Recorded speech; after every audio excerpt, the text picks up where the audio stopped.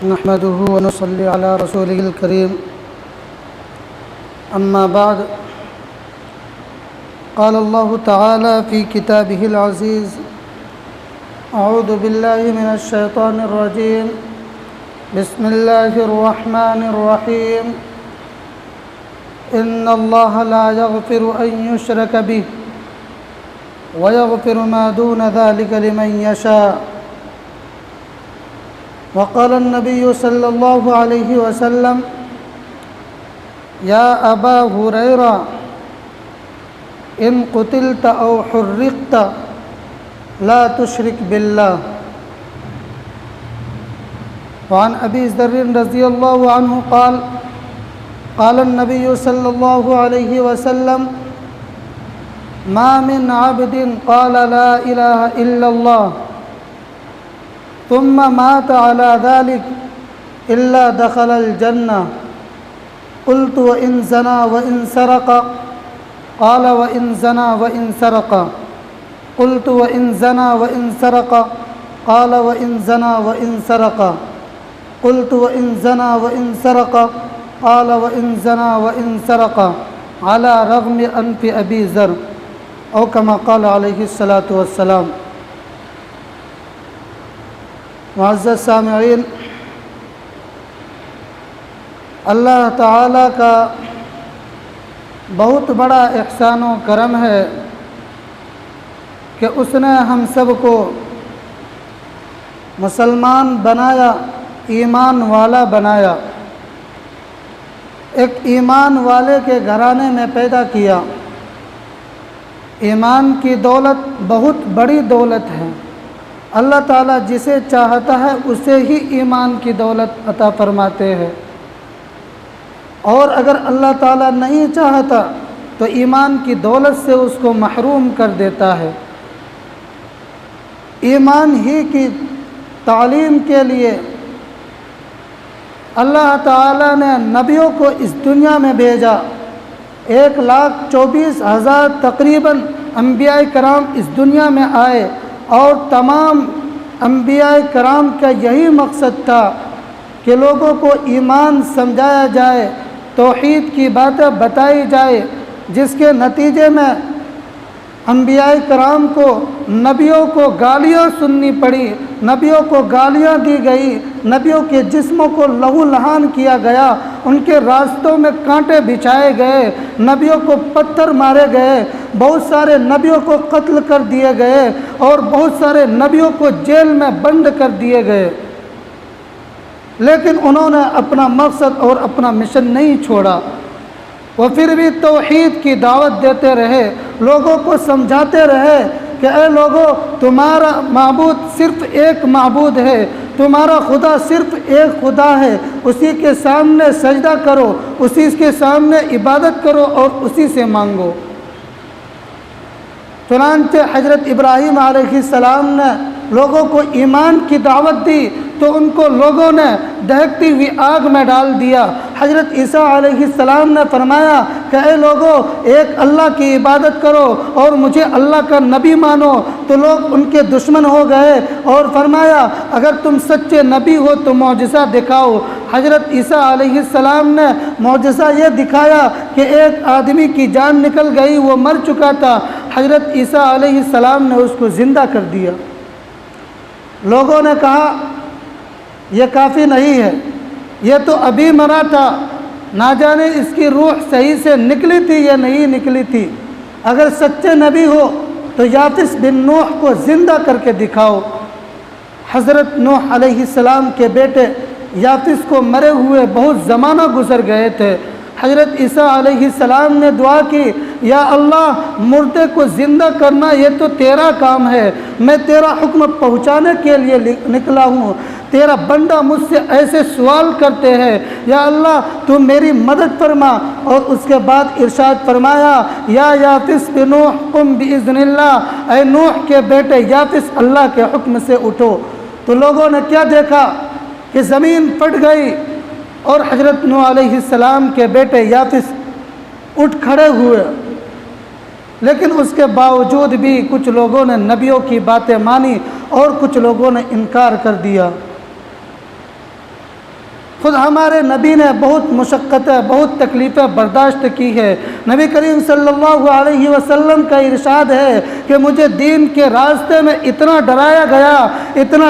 گیا کہ کسی اور کو اتنا نہ ڈرایا گیا، مجھے اتنا ستایا گیا کہ کسی اور کو اتنا نہ ستایا گیا۔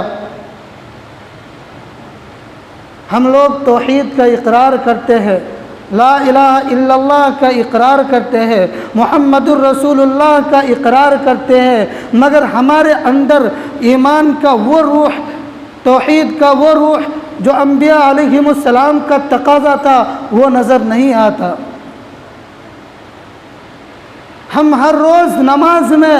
یہ کہتے ہیں ایاک نعبد و ایاک نستعین، کہ اے اللہ ہم تیری ہی عبادت کرتے ہیں اور تجھ ہی سے مدد طلب کرتے ہیں، روزانہ یہ اقرار کرتے ہیں، لیکن اس کے باوجود بھی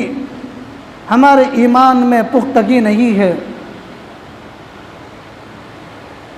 ایمان بہت بڑی دولت ہے، جس شخص کے پاس ایمان ہوگا اسی کی نجات ہوگی، ایمان کے بغیر داخلہ جنت میں نہیں ہوگا۔ اللہ تعالیٰ نے ارشاد فرمایا ان اللہ لا یغفر ان یشرک بہ ویغفر ما دون ذلک لمن یشاء، کہ اللہ تعالیٰ شرک کو معاف نہیں کر سکتے، اس کے علاوہ جو چاہے معاف کر دے، اس کے علاوہ بہت بڑا گناہ کر کے آئے اللہ معاف کر سکتے ہیں، لیکن شرک کو معاف نہیں کر سکتے۔ آج لوگ شرک کرتے ہیں لیکن اسے پتہ نہیں چلتا۔ اللہ کے نبی صلی اللہ علیہ وسلم نے ارشاد فرمایا کہ ایک ایسا زمانہ آئے گا کہ لوگ شرک کر رہے ہوں گے لیکن ان کو پتہ نہیں چلے گا۔ فرماتے ہیں کہ شرک کی چال چوٹیوں سے بھی باریک ہوگی اور بے آواز ہوگی، لوگ اس میں مبتلا ہو جائیں گے لیکن ان کو خبر تک نہیں ہوگی۔ اسی لیے اسلام نے اپنے ماننے والے کو شرک سے ہی نہیں بلکہ شرک کی جو سبب ہے اس سے بھی روکا ہے، شرک جس سے شرک کا وہم ہو اس سے بھی منع فرمایا ہے، کیونکہ شرک سب سے بڑا گناہ ہے، اس سے بڑا کوئی گناہ نہیں ہو سکتا۔ چنانچہ حدیث پاک میں آتا ہے کہ حضرت عمر رضی اللہ تعالی عنہ ایک مرتبہ طواف کر رہے تھے، تو طواف کے دوران آپ لوگ جانتے ہیں کہ ایک پتھر ہے جسے حجر اسود کہا جاتا ہے۔ اللہ کے نبی نے اس کے بارے میں ارشاد فرمایا کہ یہ پتھر جنت سے لایا گیا ہے۔ پہلے جب وہ جنت سے لایا گیا تو بالکل سفید تھا، لیکن اب وہ کالا ہو چکا ہے، لوگوں کے گناہ چوستے چوستے وہ کالے ہو چکے ہیں۔ بہرحال طواف کے دوران حجر اسود کا بوسہ لیا جاتا ہے اور بوسہ لینا سنت بھی ہے، لیکن لوگ اس پر اس طرح گرنے لگے کہ ایسا لگا کہ پتھر ہی کی تعظیم کرنے لگے ہیں۔ تو اس وقت حضرت عمر نے للکار کر پتھر کو کہا کہ اے پتھر، میں جانتا ہوں کہ تیرے اندر نفع پہنچانے کی طاقت نہیں ہے، کسی کو تو نفع نہیں پہنچا سکتا، کسی کو تو نقصان نہیں پہنچا سکتا، لیکن میں نے اپنے نبی کو دیکھا ہے کہ انہوں نے تیرا بوسہ لیا ہے، اس لیے ہم لوگ تیرا بوسہ لیا کرتے ہیں، اور اگر نبی نہ بوسہ لیتے تو تیری کوئی حیثیت نہ ہوتی۔ حضرت عمر لوگوں کو یہ سمجھانا چاہ رہے تھے کہ پتھر کی کوئی تعظیم نہیں، ہم جو بوسہ لیتے ہیں سنت نبوی کی وجہ سے لیتے ہیں، ہم جو تقبیل کرتے ہیں سنت نبوی کی وجہ سے تقبیل کرتے ہیں۔ اگر میرے آقا اس کو نہ بوسہ لیتے تو ہم بھی بوسہ نہ لیتے۔ تو اسلام نے شرک ہی سے نہیں بلکہ جس سے شرک کا وہم ہو اس سے بھی منع فرمایا ہے۔ چنانچہ حضرت عبداللہ ابن عمر رضی اللہ تعالی عنہما ایک مرتبہ جنگل میں امامت فرما رہے تھے، صحرا میں امامت فرما رہے تھے، تو شریعت کا مسئلہ یہ ہے کہ جب کوئی جنگل میں امامت کرے تو اپنے سامنے سترہ گاڑ لے، اپنے سامنے لاٹھی گاڑ لے، اپنے سامنے پتھر رکھ دے، تاکہ بندے کا اور اللہ کا جو تعلق ہوتا ہے اس میں کسی طرح کا کوئی خلل نہ پڑے، کسی طرح کا کوئی تشویش نہ پڑے، اور اگر کوئی گزرنے والا ہو تو وہ لاٹھی سے اور سترہ سے باہر گزرے۔ تو حضرت عبداللہ ابن عمر رضی اللہ تعالی عنہ نے لوگوں کو یہ حکم فرمایا کہ اپنے سامنے سترہ گاڑ لو، اپنے سامنے پتھر رکھ لو، لیکن اس کو بالکل ناک کے سامنے مت رکھو، بلکہ دائیں مونڈے کے سامنے رکھو یا بائیں مونڈے کے سامنے رکھو، تاکہ لوگوں کو یہ وہم نہ ہو جائے، لوگ یہ نہ سمجھنے لگے کہ ہم لوگ پتھر کی عبادت کر رہے ہیں، ہم لوگ پتھر کو پوج رہے ہیں، بلکہ اگر سترہ گاڑنا ہے، پتھر ڈالنا ہے تو اس کو بالکل ناک کے سامنے مت گاڑا کرو۔ ظاہر ہے کہ وہ لوگ جلیل القدر صحابی تھے، وہ لوگ شرک نہیں کر سکتے، لیکن لوگوں کو یہ تعلیم دے رہے تھے کہ اس طرح کرو گے تو لوگ یہ سمجھیں گے کہ یہ لوگ پتھر کی پوجا کر رہے ہیں۔ تو اسلام نے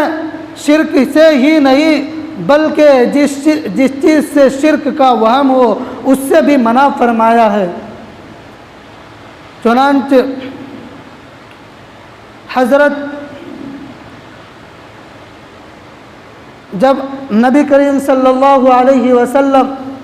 عمرہ کے لیے تشریف لے گئے تھے تو صلح حدیبیہ کے موقع پر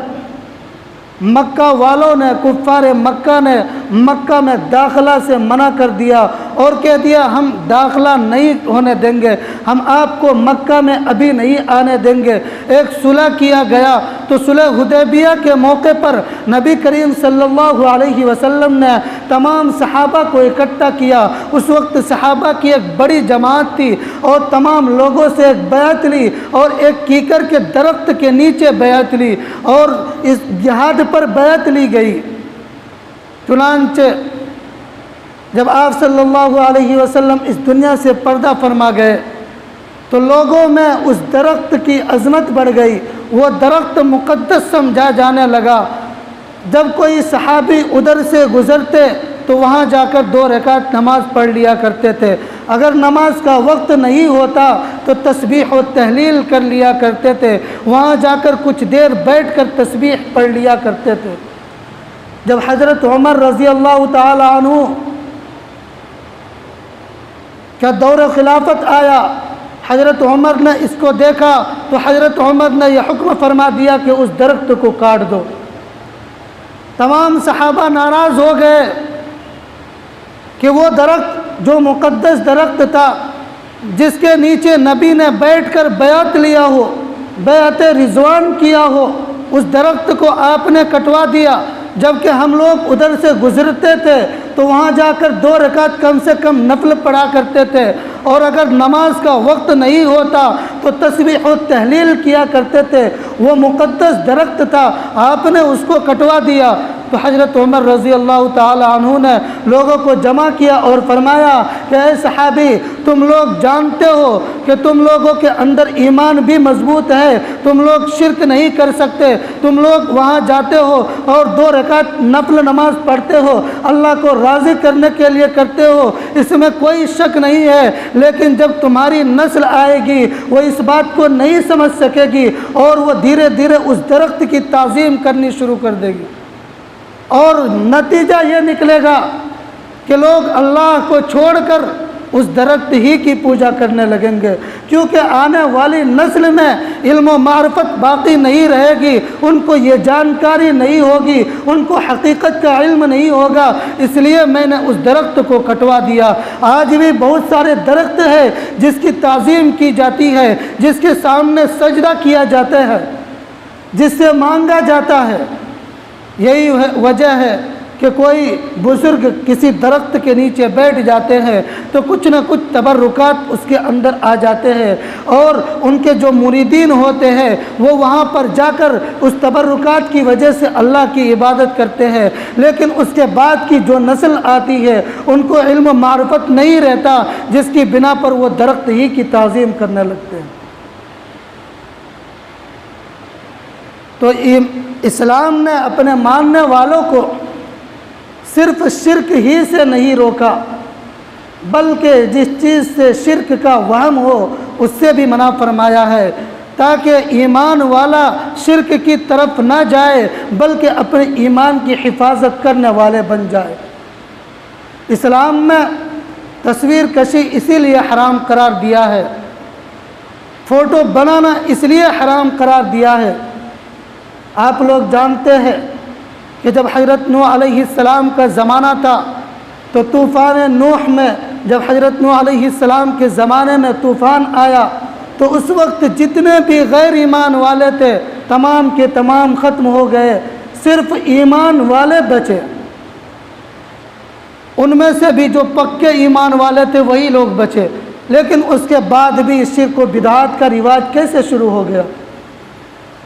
صرف ایمان والے رہے لیکن شرک و بدعات کا رواج شروع ہو گیا، اور ہم آج ہم دیکھتے ہیں کہ پتھروں کا پوجا کیا جا رہا ہے، درختوں کا پوجا کیا جا رہا ہے، اسی کو خدا سمجھا جا رہا ہے، اسی کو معبود سمجھا جا رہا ہے۔ یہ کیسے ہوا؟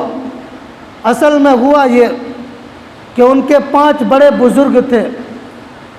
جب ان کا انتقال ہو گیا تو لوگوں نے مشورہ کیا کہ اب ہم کیا کریں؟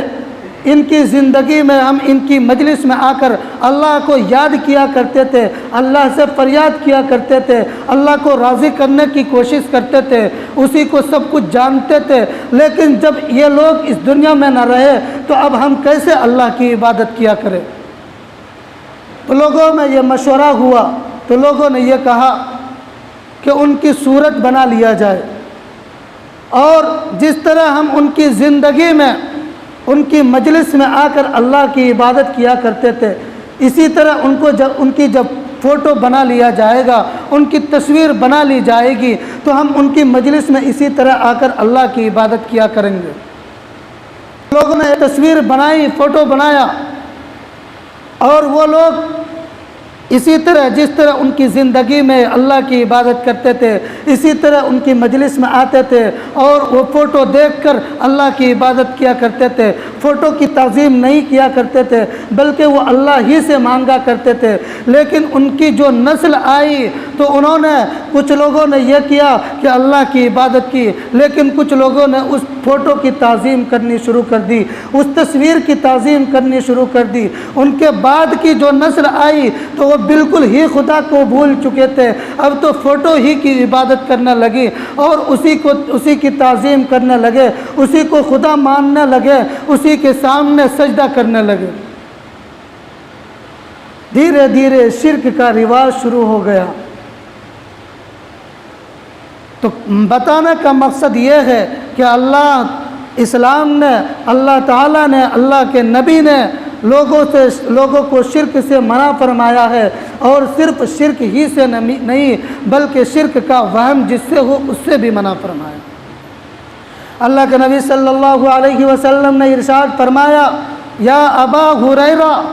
ان قتلت او حرقت لا تشرک باللہ، کہ اے ابو ہریرہ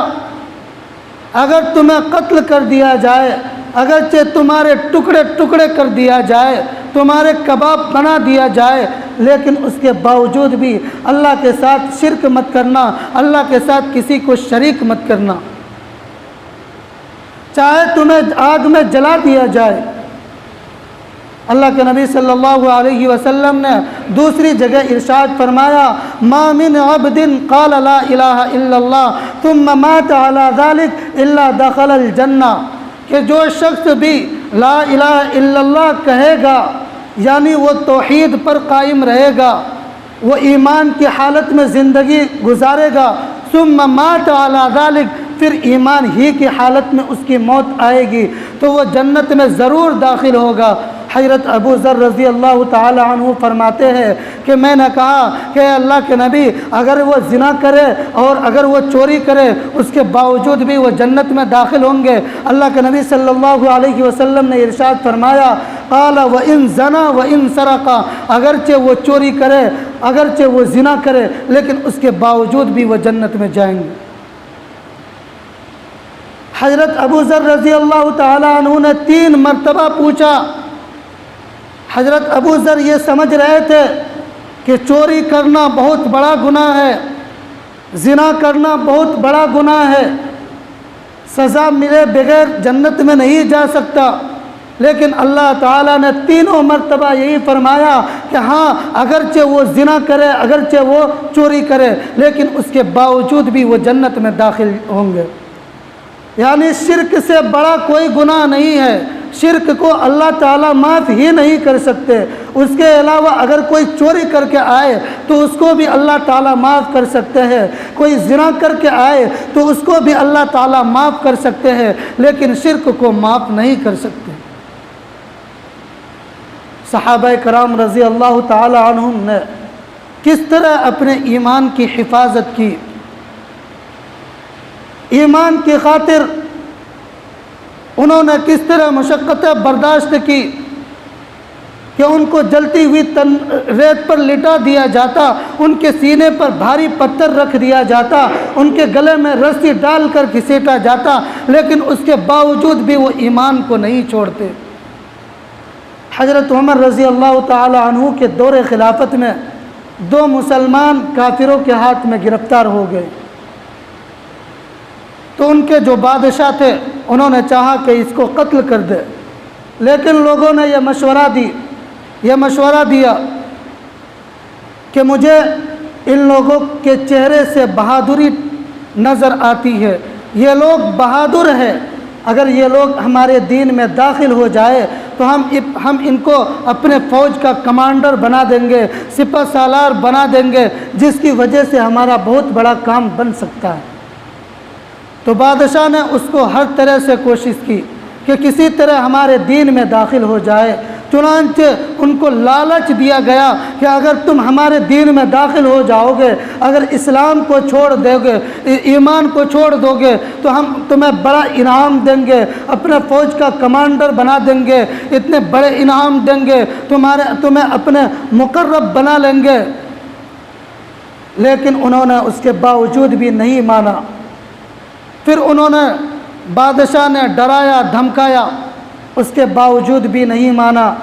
تب مشورہ کیا کہ اب کیا کیا جائے، ان کو لالچ دیا گیا نہیں مانے، ڈرایا دھمکایا گیا نہیں مانے۔ تو مشورہ یہ ہوا کہ ایک کڑھائی میں تیل رکھا جائے اور اس کو خوب گرم کیا جائے، اور ان میں سے ایک کو پکڑ کے اس گرم تیل میں ڈال دیا جائے، تو چلو 2 نہیں کم سے کم ایک تو بچے گا، اور وہ ان حالات کو دیکھ کر، ایسے منظر کو دیکھ کر ہمارے دین میں داخل ہو جائے گا، وہ ڈر جائے گا۔ تو انہوں نے ایسا ہی کیا، تنور میں کڑھائی میں تیل کو گرم کیا گیا اور دونوں کو اس کے سامنے لا کر بٹھایا گیا، اور ان سے کہا گیا کہ آپ دونوں ہمارے دین میں داخل ہو جاؤ، اسلام کو چھوڑ دو، ہم تمہیں انعام بھی دیں گے اور ہم تمہاری حفاظت بھی کریں گے، لیکن اگر تم ہماری بات نہیں مانو گے تو جلتے ہوئے تنور میں گرم تیل میں ڈال دیے جاؤ گے۔ ان لوگوں نے پھر بھی بات نہیں مانی اور کہا تمہیں جو کرنا ہے کر لو، ہم اپنے ایمان سے نہیں ہاتھ دھو سکتے، ہم ایمان کو اپنے دل سے نہیں نکال سکتے۔ چنانچہ انہوں نے ایک کو پکڑ کر گرم تیل میں ڈال دیا۔ آپ ذرا غور کیجئے، تصور کیجئے، جب گرم تیل میں گوشت ڈالا جاتا ہے تو گوشت کا کیا حال ہوتا ہے۔ یہاں تو زندہ انسان کو ڈالا جا رہا ہے، اس منظر کو دوسرا ساتھی دیکھ رہا ہے، دوسرے ساتھی کے آنکھوں سے آنسو نکلنے لگا، تو لوگ سمجھنے لگے کہ یہ تو ڈر گئے، کہنے لگے تو ہم تو پہلے ہی کہہ رہے تھے کہ اگر تم ہماری بات مان لو گے تو ہم تمہیں کوئی تکلیف نہیں دیں گے، چلو ایک نہیں کم سے کم تمہارے ساتھی کے ساتھ جو ہوا اب تم ہماری بات مان لو۔ لیکن اس کے باوجود انہوں نے کیا کہا، تم لوگ یہ سمجھتے ہو کہ میں اس منظر کو دیکھ کر ڈر گیا ہوں کہ ایک ساتھی کو آگ میں جلا دیا گیا، گرم تیل میں ڈال دیا گیا، میں اس منظر کو دیکھ کے ڈر گیا ہوں؟ ہرگز ایسا نہیں ہے، بلکہ میں تو اس لیے رو رہا ہوں کہ اللہ تعالیٰ نے مجھے صرف ایک جان دیا ہے، اگر اللہ تعالیٰ مجھے میرے جسم کے بالوں کے برابر بھی جان دیتے تو میں اسی طرح اللہ کے نام پر قربان کر دیتا۔ ان لوگوں نے اپنے ایمان کی کس طرح حفاظت کی۔ آج ہم ہر نماز میں یہ کہتے ہیں ایاک نعبد و ایاک نستعین، کہ ہم تیری ہی عبادت کرتے ہیں اور تجھ ہی سے مدد طلب کرتے ہیں۔